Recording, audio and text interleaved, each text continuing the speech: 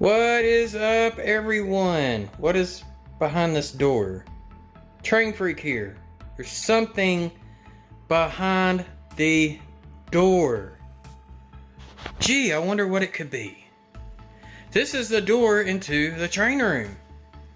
Let's see what's behind door number 1. Oh, you're getting a peek. You're getting a peek. Let's zoom out. There we go. Ta-da! It is the display that I've been working on, but not just a display. Look, it incorporates staging as well. So, this is one of the projects that I have been working on. And you know what? I'm thinking I'm not done with this project. I think it needs more. And I'm not talking about more stuff on there because I do have a couple of empty shelves. But this is kind of a display, and let's see what all we got on here. We got some passenger stuff. So these are both Alco PAs. This one's got Tsunami 2 sound in it. This one does not yet. However, I've got some things that I'm going to change on those. For those that have been following my channel for a very long time, that is a Southern Pacific FP7, but it's a special FP7. It's a dummy unit, but it's got a spy camera on the inside. So I could do a cab tour, and the camera's not mounted in the middle of the locomotive. It's actually mounted on the engineer's window. So you would actually get an engineer's perspective, what it would look like. And we got some cabooses. Some of these will actually be on the layout, such as that one, most likely this one. 2 bay windows, 2 modern. This one here, yeah, number 83.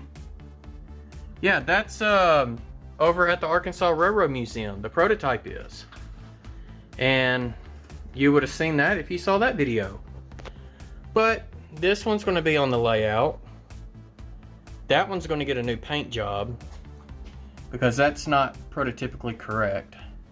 This one is for more modern, but that one's going to get a new one. These are both the same caboose. Of course, I got the Rock Island caboose here. I might add some more cars on this train going out of staging. Let's see what else we got here. Very cool story on this one. This came from Chris Mitchell. Check this out. Car number 1.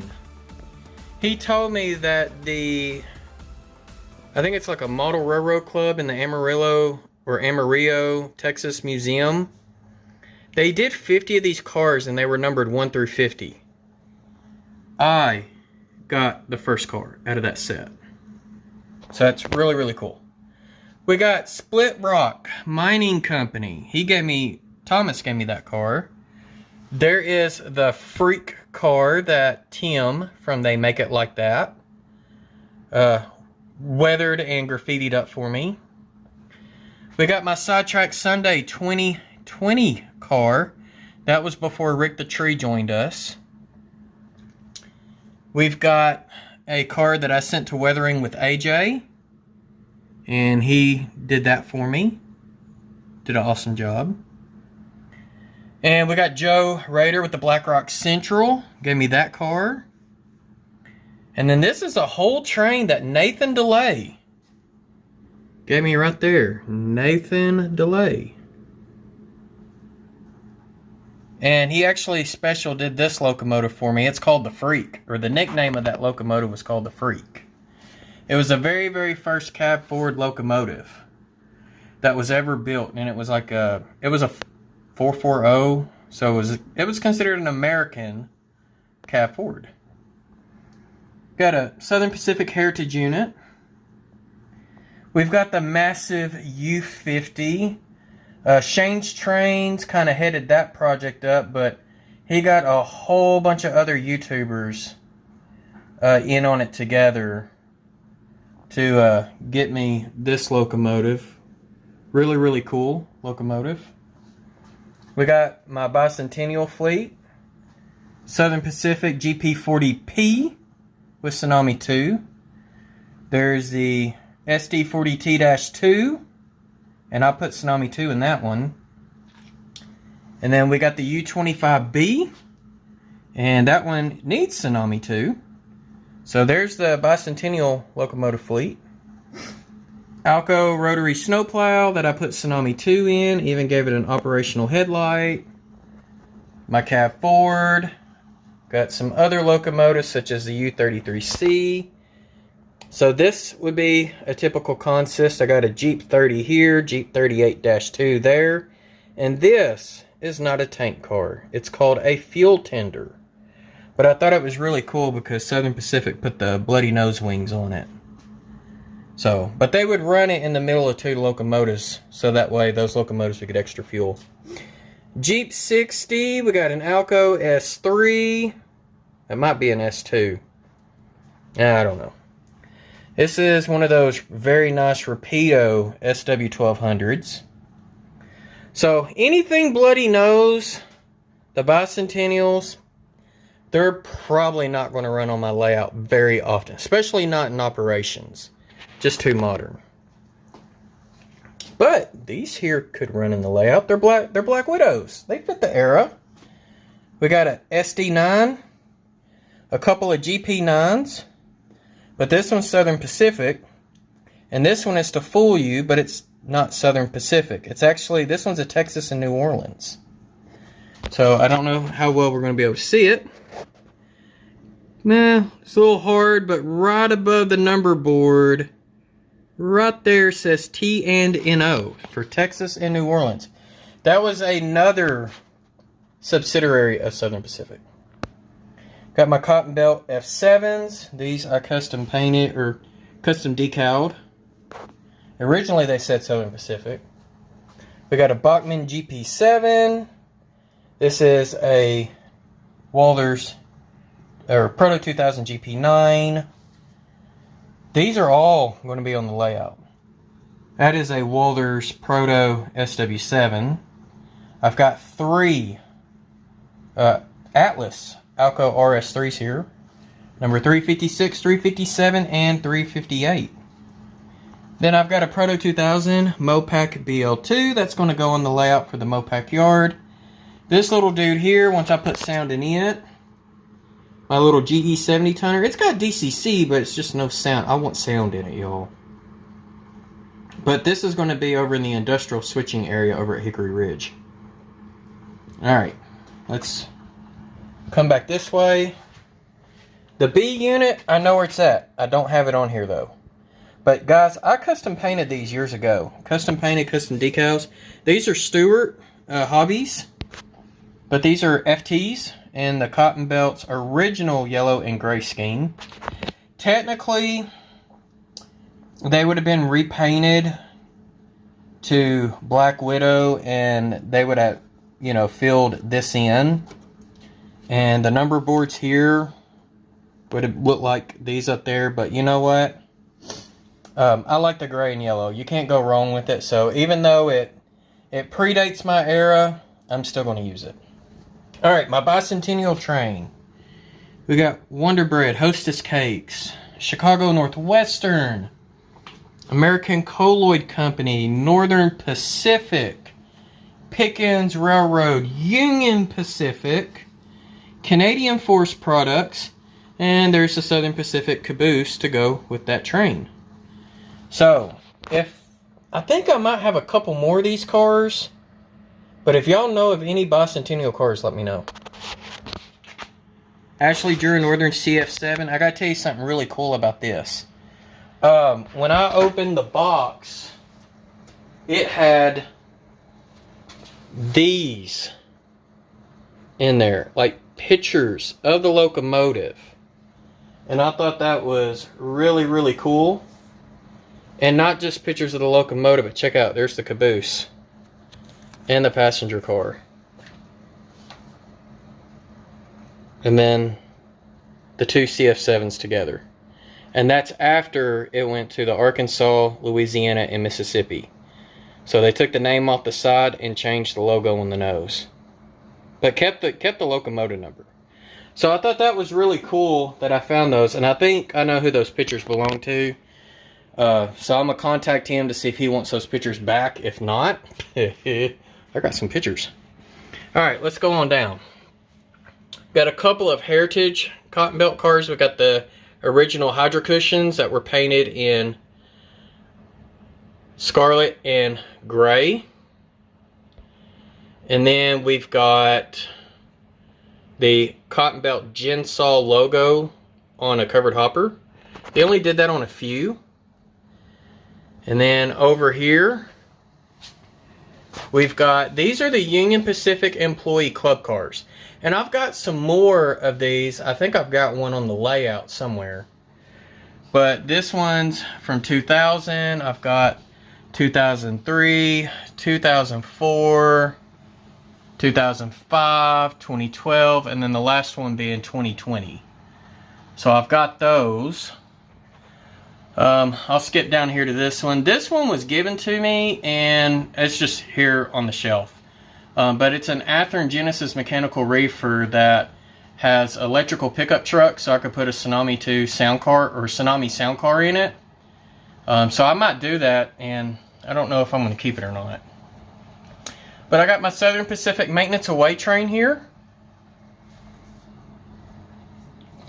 And that's probably going to get a new paint job on some of these, because I really want it to match this. This is a car that I custom painted and custom decaled as a crew car.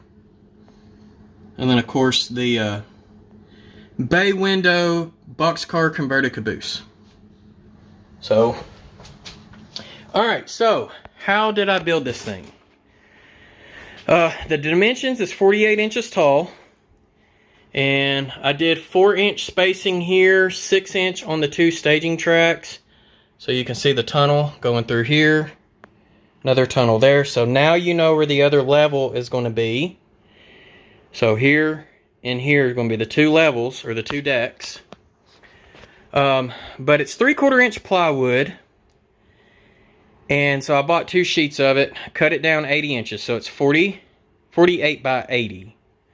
And I got my measurement wrong because I actually wanted it to come all the way over here to the end of this 2x4, but it's okay.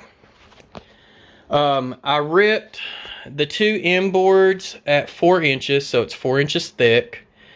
So if you take 4 inches minus the 3/4 inch plywood, these boards here got ripped at 3 1/4 a piece. Alright, so first thing I did after I ripped the boards, so it did cost me 2 sheets of plywood, but after I ripped the boards, I painted both sides of every little shelf. Every little shelf got painted. Alright, and I knew I needed to paint them first because guess what? I'm not going to be able to put the track on, you know, inside and then paint it. So I needed to paint them first, then get the track on. The 2 staging tracks get cork, the rest of them do not. Alright, and then if you notice I don't have track here, but if we come up here and look at this one, let me unhook that. You can see that I used a re-railer, which would be good because if my train was to derail, hopefully it would re-rail it as it's trying to go into the tunnel. Or the little portal or whatever you want to call that. But yeah, that's what I ended up doing. I didn't paint the back. Or the main sheet. I didn't do that one yet. Basically, I wanted to get all the boards painted first. I got it attached. And then I went and put painter's tape over the track. And then I painted the backboard after I attached them. To attach them on the back side, I used 2.5 inch deck screws. So they're coming in this way. And then I used 1 5/8 inch screws to put the ends on, not just the boards, but the board on the back. So you can see where they're going on each individual board. Alright, so that thing ain't going nowhere. And then after getting the whole thing painted, I used 2.5 inch screws and mounted them to the studs, and I actually have 4 screws per the whole shelf. And then, of course, once I got it up there, and guys, this thing weighs easily 60, 70 pounds. Yeah, Miss Freak had to help me on this one for sure. Because there's no way I was going to be able to hold that up there by myself and then try to get it up there. But with that being said, got it up there. Then I was like, all right, now I can start putting stuff up here. Because this is some of the stuff that I wanted to display. I wanted y'all to see that I had. And I've still got pieces that I don't have up here. Like I've got a doodlebug hidden somewhere. I've got my B unit somewhere. I've got that daylight, I think it's a SD40 daylight painted locomotive that I want to put up there too. So I got quite a bit of stuff that's not on here, but I wanted to make sure that I just didn't, you know, completely fill it. And like I said, once I get some of the layout done, guess what? Like this whole shelf here with the F unit all the way down to the red GE 70 tonner, I mean, that's going to be a staging track, but all of that's going to be on the layout. These three here most likely are going to be on the layout. And I mean, heck, I'll probably put both of these on the layout too. So who knows? But anyways, I just wanted to share that with y'all. As this is kind of a layout update in a way because of the fact that staging is incorporated into it. And I've got a couple of ideas of things that I want to do. I'm wanting to extend it all the way to the wall, and I know that metal cabinet's there, but I'm thinking about cleaning this stuff out, slide the metal cabinet over, and then I could build all the way to the wall. Alright, which is going to be kind of tricky about putting a hole in here to match that hole there.